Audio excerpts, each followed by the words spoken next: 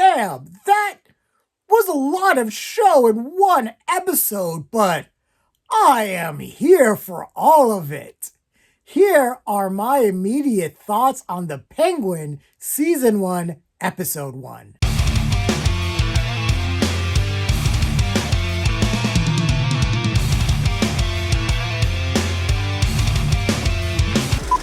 Hey everyone, this is Lenny here. So we're just gonna get right into it. I've started watching the Penguin series on Max or HBO Max, and this is a continuation or a follow-up spin-off series of the 2022 The Batman film from Matt Reeves that starred Robert Pattinson as the Cape Crusader.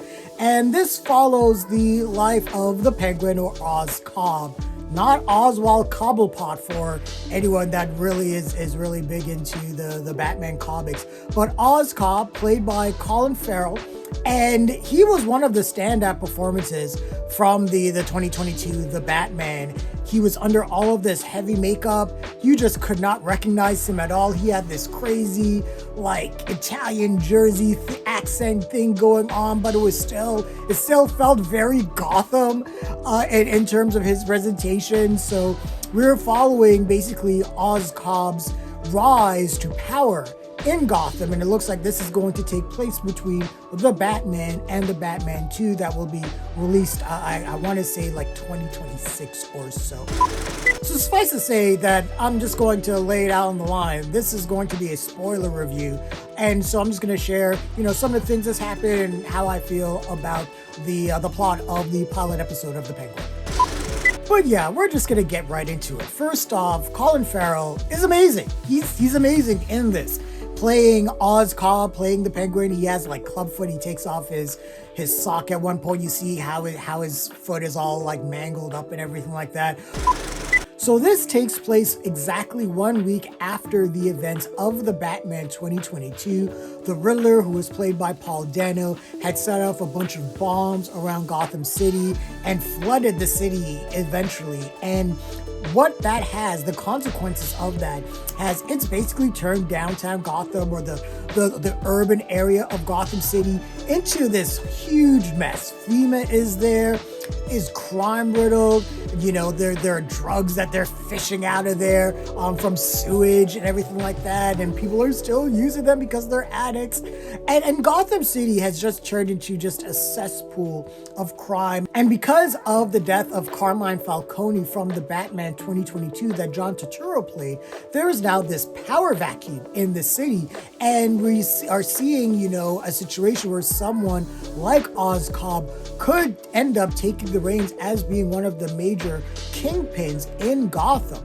So when the show starts, we're seeing just news footage of everything that happened in the Batman. It's kind of a nice catch up to everyone, but we are reintroduced to Oz, played by Colin Farrell, and he is going to Carmine Falcone's place. He has a sledgehammer. We think he's gonna beat someone over the head, but really he's getting some incriminating photos of a lieutenant from that crime family. He is fucking the one of the bigger heads of this family, and so he's keeping this as leverage.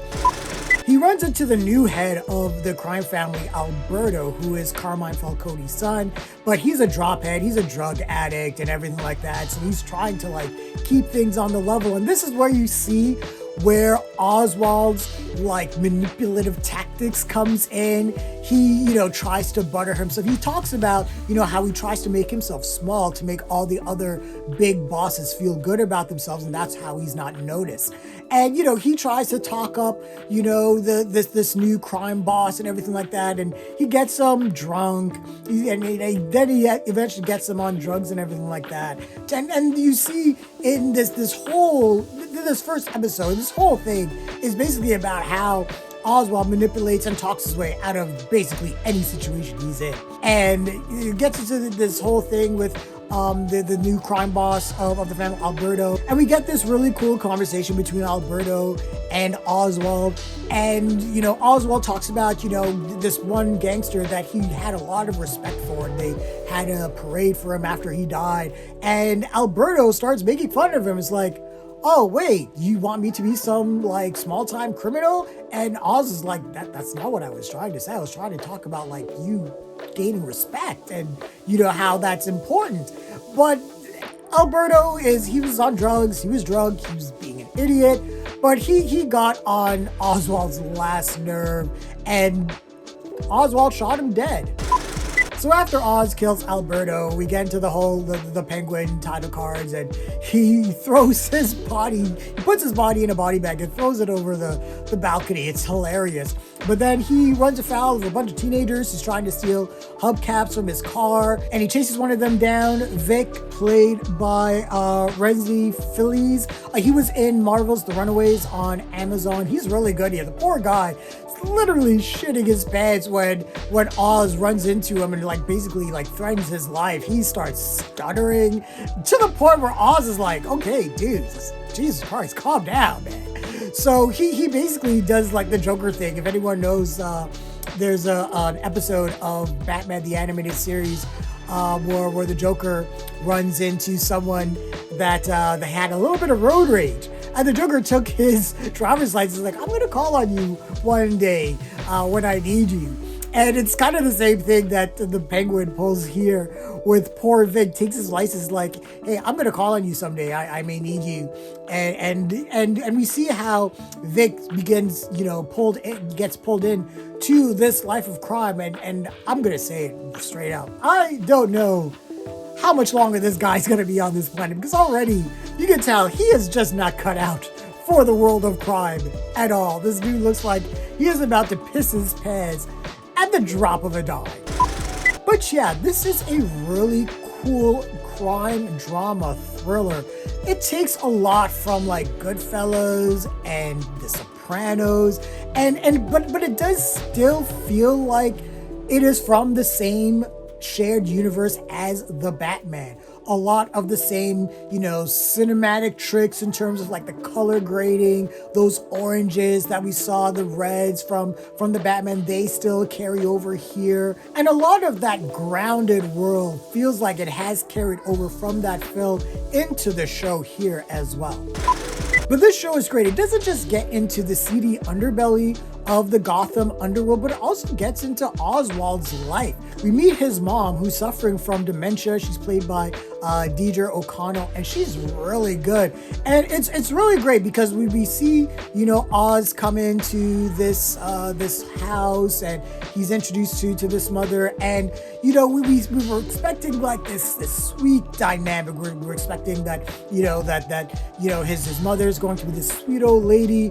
But soon when she says, hey, why you sounding like a little pussy boy? Did I raise a little pussy boy? I'm like, oh, we're starting to see where the seeds were planted for Oswald to be the person that he is. Because his mom, because she's like, look, you shot Alberto Falcone not because that he insulted you, but because it was instinctual and you wanted to.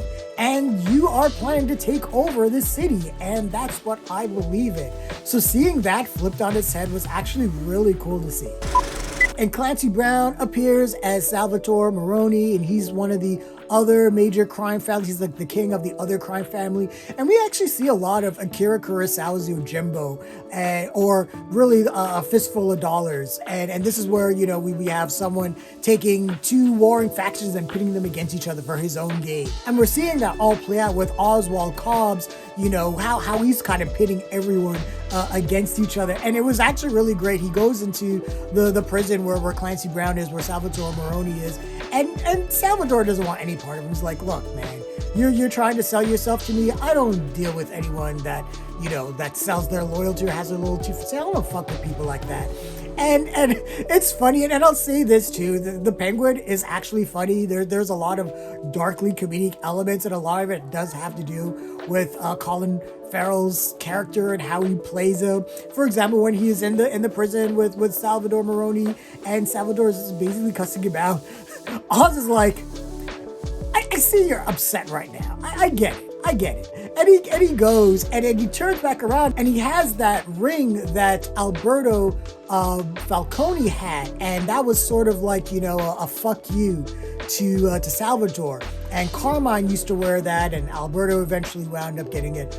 But Oz gave that ring back to Salvatore, and that was like his. And once he did that, I was like, that was some genius shit here. And you can see that with Oswald's thinking. He is always on his feet. He is always improvising. He is always thinking of, you know, plan B, C, D, E, F. He is always on his feet. It's really fascinating to see this iteration of the Penguin as he's not so much as a criminal genius mastermind, so much as he is a small-time thug who is just really smart at adapting to his environment. The other person that I need to give props to is Cristin Milioti from How I Met Your Mother. She plays Sophia Falcone, the Hangman. She's actually a character from canon from The Long Halloween. That's actually one of the more famous Batman stories, but she was introduced in that particular story. And she's here as well. And my God, she is terrifying. She is terrifying. She never blinks. And she just has this tone where you can tell everything she says is dead ass serious. And it's great when she's like first introduced. She's like eating salad like with her hands. You could tell she came from Arkham. When she's introduced, it's like, hey, welcome back from Arkham. And once you hear that she like spent time at Arkham Asylum, you're like, oh yeah, something is wrong with her, because Arkham is for the criminally insane. And they're saying that she's rehabilitated, but I don't think that's really the case here. But she, like I said, is absolutely fantastic. And we also get to see how, you know, it seems like she's sort of on the outs with her own family. She had plans to work on things with her brother before he was killed, but now it seems like she's almost on the outs because of it.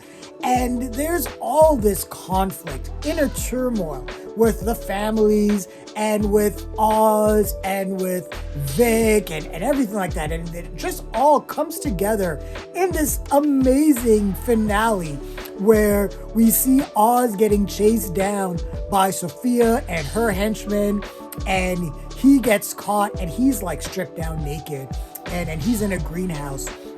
And Sophia is basically like, hey, when I was at Arkham, they stripped us down, you know, every night. And they made us, they humiliated us and everything like that. And she is super smart. Even though she's a little bit nuts, she is the one person that is really able to see through Oz and his manipulation. When she meets up with him, they have dinner with him, she like hugs him and she's like, I always knew that you were more than what you said you were, and things like that. But yeah, that last scene, she has him naked. She has like, her henchman has like piano wire like under his arm, and he's like pulling up it and like cutting. I'm just like, oh God, this is horrible, but it's kind of ingenious torture tactics. But she is like not blinking. She's like, just tell me that I'm crazy. Tell me I'm super emotional. Tell me that I'm making everything up in my head and that you don't know where my brother is. Just tell me the truth. And she is absolutely terrifying in this scene. But then we get the big finale. A car crashes and Sophia is walking up to this car and everyone's like, no, stay away, stay away, stay away. And when she gets there, the trunk opens and it's the dead Alberto, her brother, and his pinky has been cut off to kind of signify that, hey, his ring has also been stolen. And when the trunk opens up, it just says payback. So it makes it look like that the Maroni family is, you know, in full out gang warfare with the Falcone family, and that's where things kind of end up. And we have that final scene with you know, Oz and Vic there kind of staring out at the Gotham skyline. And, you know, there's that really cool story that Oz talked about, you know, mixing the flavors of the Slushies at you know, at Gotham and everything like that. And he's like, yeah, it's the fucking best. This was a great fucking episode.